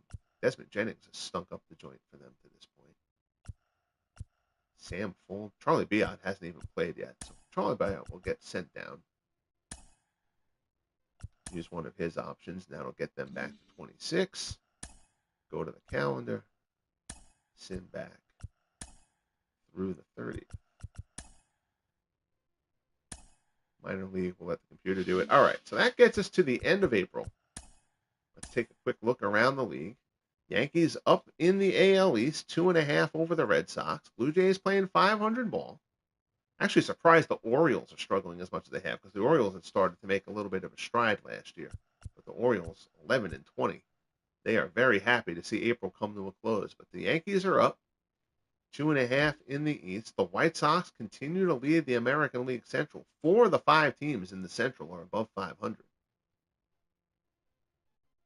Twins were struggling, but have won 5 in a row. So the Twins have kind of righted their ship a little bit. White Sox are doing everything. Team ERA, 2.56 for the White Sox. Nice job out of them. A's up 2 games on the Angels in the American League West. Rest of that division pretty putrid at this point in time. Won't worry about the wild card. It's April, for God's sakes. National League East, Braves and the Mets tied atop the division, 18 and 12. Everyone else is pretty much fading away into oblivion quickly there. Braves have dropped 3 in a row now. So they lost all 3 of their games after the win in today's broadcast. Mets aren't scoring many, but they're not allowing any. The Braves' offense has actually started to do a little bit of damage. That's been a problem for the Braves in the first 2 years. Braves pitching actually hasn't been as good as we were expecting it to be. But I got to think that the Braves pitching staff is going to right their ship. The Braves may end up taking that division this year. Pirates continue 20 and 9, 690 winning percentage. Pirates still up 5 on the Cardinals. Cardinals are only a game over 500. They've dropped 5 in a row. Pirates 14 and 4 in the division. That's a hell of a job by the Pirates. Their team ERA is starting to creep up, but they're still hitting. The Pirates are hitting 303 as a team in April. They don't have a hell of a lot of power, but everybody on the Pirates seems to be hitting for average. Out in the West, Giants game up on the Dodgers. Padres have fallen below 500. That'll be a 2-horse race in that division. Look at the Dodgers pitching. 2.37 team earned run average. Dodgers just need to be able to hit a bit better. Giants, 4.05 team ERA, but the Giants can hit. But that Dodgers pitching, the Dodgers are going to hang around there for sure. No doubt. We'll do a very quick leaderboard scroll here as well. Eddie Collins leads the American League in batting, 387. Followed by Bagwell, Lofton, Eddie Murray, and Jose Ramirez to round out the top 5. There you see Ted Williams down at 8 at 340. In the National League, Willie Mays batting 400. So the defending National League MVP certainly not resting on his laurels. Manny Sanguillen batting 370. Matt Holliday, Robin Yount, Ernie Lombardi round out the top 5 in batting average. We'll go to homers. Mays leads in homers too. Mays is going to make a run at the Triple Crown this year, I think. 12 homers, Rogers Hornsby and Chuck Klein. Tied for second with 10. Mel Ott has 9. Ott started off slow. He's still only hitting 265, but 9 homers, 22 RBIs in an off month. Gives you an idea of how good Mel Ott has been. Ken Boyer. Boyer has 8 homers now, 269. Good job for him. J.D. Martinez, Matt Holliday. There in the home run race. American League home run race. Don Baylor leads the way. Home run Baker as well with 12. Smith, Bagwell, and McGuire have 10. Dobie, Betts, and Shoeless Joe Jackson round out the AL home run leaders. RBIs. Baylor leads the AL in RBIs. Reggie is second. Dobie, McGriff, and Eddie Murray round out the top 5 there. National League, Chuck Klein leads in RBIs. Willie Mays is second there. RBIs with a category that cost Mays the Triple Crown last year as well. Bryce Harper beat him last year. RBI leads the National League. Klein, Mays, Acuna, Jake Stenzel of the Pirates. That's a surprising one. And Gary Sheffield round out your top 5. Stolen bases are funny, unless he's had a surge. All right, Ricky's starting. Because Ricky Henderson had only stolen like 3 bases as of like a week ago. Ricky, of course, has led all of baseball in steals in each of the first 2 years. But Kenny Lofton right now, committing highway robbery, 17 stolen bases in the first month of the year. That .435 on base percentage, certainly giving Lofton the ability to steal plenty. Bip Roberts leads in the National League with 11. Jose Reyes has led the National League, and Jose Reyes is nowhere to be found either. Go take a quick check. His wins, saves, Orozco, and John Hiller. Well, 4 guys in the American League have 10. ERA, Kevin Apier leads the American League. Terrific job so far for Apier. The Royals can pitch. They just can't hit. Schoolboy Rowe, the rookie for the Tigers, has been great. Frank Tanana, George Uhl. Uhl was great in year 1, then was not very good in year 2, but now he's gotten off to a nice start here in year 3. Jack Chesbro. Yankees have 3 starters in the top 8. They have not had that luxury through the first couple of years. So that's a big change for the Yankees there. Hudson, Ford, and Guidry round off in the American League. National League earned run leaders. Preacher Rowe, as we mentioned. Kid Nichols, Fergie Jenkins, Dave Brown, and Tom Seaver. Sid Fernandez off to a nice start. Babe Adams having a good year there for the Pirates. And Sandy Koufax. Check out these home run leaders and then close to this. Yeah, the Yankees pitching is their difference right now. That's over them and the Red Sox because the Red Sox are hitting better. The Yankees lineup is actually Gehrig has struggled out of the gate. Jeter has struggled out of the gate too. But the Yankees are pitching, which has been their weak spot outside of Guidry. Guidry in year one, and then they had Ford last year. But if you remember, Ford and Guidry made a great 1-2 punch, and then Ford suffered that injury in the beginning of September, and the Yankees didn't have Ford in the postseason, and then they got eliminated by the Indians. So Koufax leads the National League in strikeouts. Kershaw, Jenkins, Bunning, Scherzer, and Vance. There you see Dizzy Dean. How's Dean doing following up his Rookie of the Year campaign? 3-1, 3.50. All right, so the ERA is up a bit. Koufax, look out for Sandy Koufax. Koufax, 3.73 in year one, 2.95 in year two. Koufax now 2.36. He's 5-1. He leads the league in strikeouts. We may see a big year out of Sandy Koufax. I kind of got a feeling there too. He's got his control. You know, he's had some control issues the first 2 years, but if he keeps his control under wraps here, he'll be good. Pedro, being Pedro, leads the American League in strikeouts. And there, look at that. Tigers, 3 pitchers in the top 10 in strikeouts. Lolich, Verlander, and Rowe. The Tigers are an improved team this year for sure, even though the Red Sox hammered them last night. Verlander's first bad start of his career. Again, Verlander's a rookie. Yeah, the Dodgers pitching staff is outstanding. Frank Tanana has been good again. And the A's just kind of quietly doing their thing. Grove 4-1, 2.12. Eddie Plank 5-1, 2.36. Just ho hum. Just let's wait and we'll see the A's in the postseason again. A's and Giants will pretty much be able to. Although the Dodgers are going to threaten the Giants this year. They are they're pitching. If Preacher Rowe keeps up what he's doing right now, that rotation is really, really solid out there in LA. We'll do a quick. Let's do a quick. I got a few minutes. I love talking shop, so let's go check this stuff out. So there you'll see the Red Sox position players. Reggie Smith has 10 homers. His average is down this year, but his power has kind of has compensated for it. Well, the big thing for the Dodgers this year, because the Dodgers have pitched well in the first 2 years too, but their offense, they don't have a lot of their great offensive guys, but Jackie Robinson is a rookie for them this year. And Robinson has kind of changed the complexion of that Dodgers lineup.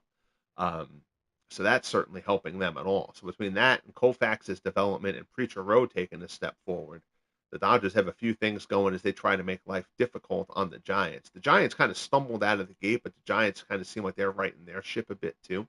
But the Red Sox, Mookie Betts has 9 homers, but he's only hitting 221. That's going to change. Betts has been terrific in each of the first 2 years, 302 and 313. So I do not expect that Mookie Betts is going to stay down for very long.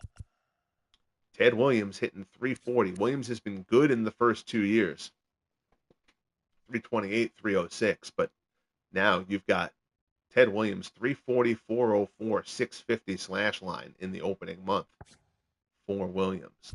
Yeah, I'll get to Josh Gibson in a minute. We'll take a look at him too. Here's your Red Sox pitching. So your starters: Martinez, Young, Mays, Leonard, and Wood. And Martinez has been excellent. Young has been good. Rookie Smokey Joe Wood has been okay. He missed a couple of starts. But Carl Mays and Dutch Leonard are struggling this year for the Red Sox. So the Red Sox are either going to have to hope that they improve or hope that the guys who are struggling on offense improve. They have 2 games within the Yankees. It's going to be a two dog fight again. Bullpen-wise for the Red Sox, Jack Wilson stinks. Derek Lowe has stunk too.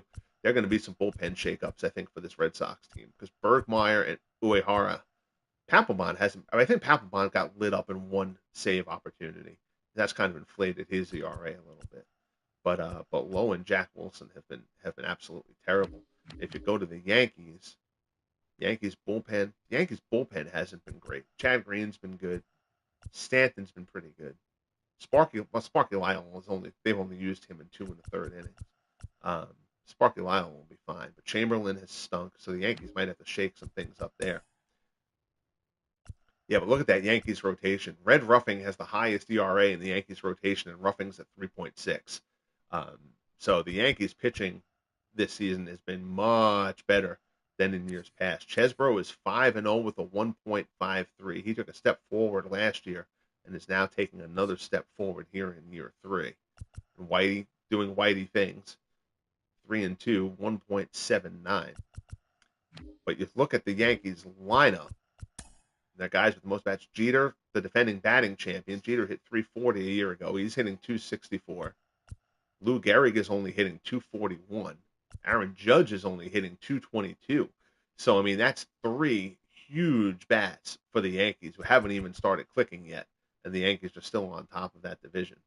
So that's going to be an interesting one to watch. We'll check into Toronto. Josh Gibson, 250, 6 homers, 18 RBIs. It's got the snowflake next to him. So Gibson is in the middle of a cold spell right now. But again, still 6 homers in a down month. 250, 6 homers, 18 RBIs. That's not a bad first month. Josh Gibson's going to be fine. Let me see. Go out into the check out that National League race, the Giants. So your Giants pitching, Giants starters. Tim Lincecum is getting hammered. Lincecum's going to get sent down. That kind of an ERA and whip. He's going to get sent down, and Larry Jansen is probably going to get the call back up to the rotation where he was last year. But Keefe, 2.95. Hubble and McGinnity and Marquardt have all been okay, but the Giants pitching has not been great so far. Their bullpen has actually been pretty good. Mark Grissom hasn't been great, but Gary Lavelle has been really good. Felix Rodriguez has been okay. Scott Garrels has been solid. Al Holland has been very good, actually. And Jeff Montgomery has been good when he's appeared, too. But the Giants lineup, Ott has 9 homers. Mays has 12. Kent hitting for average, but no power yet is a bit of a surprise.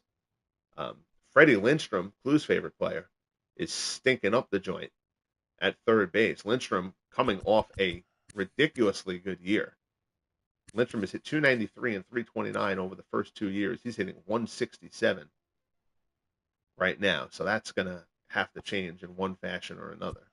Willie McCovey only has 2 home runs. So the Giants haven't really clicked at all yet, and they're still on top of that division too. We'll take a look at the Dodgers quickly and then call this one a wrap. There you see Jackie Robinson, 325, 3 homers, 15 ribbies for Robinson. He has immediately taken the lead for the Dodgers offense. Zach Wheat hitting 288.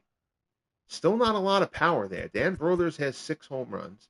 Roy Campanella, a miserable April. He can't wait to turn the calendar to May. 175 for Roy Campanella in the first month. But Campanella will be fine. 295 and 293 the first 2 years. 22 homers and 31 homers.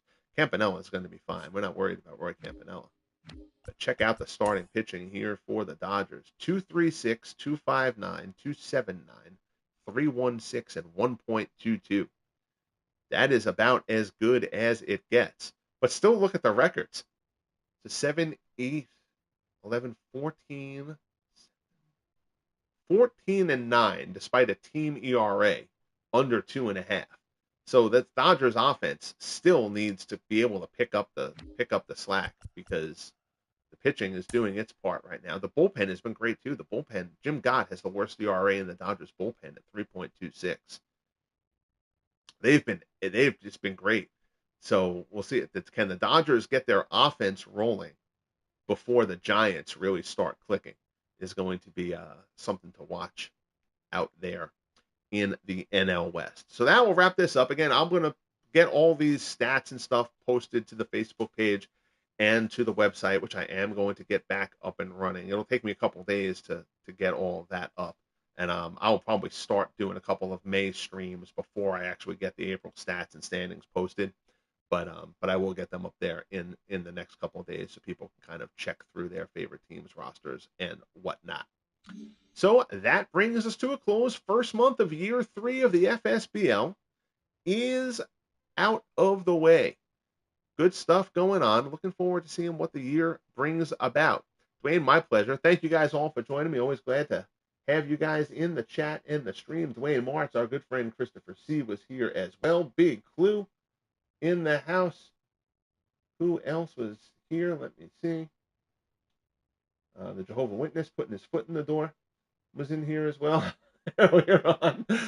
Dan Burke was in the house. Jeff Hunter was here. And let me see. I want to make sure I don't miss anybody. Bernard Strom was here from way up in the sky. I always appreciate Bernie checking in. Beatles Eternally was in the house as well. Greatly appreciate it, guys. The Braves take down the Marlins, and we've reached the end of April. Be good to each other, guys. I will see you later on. We will talk soon.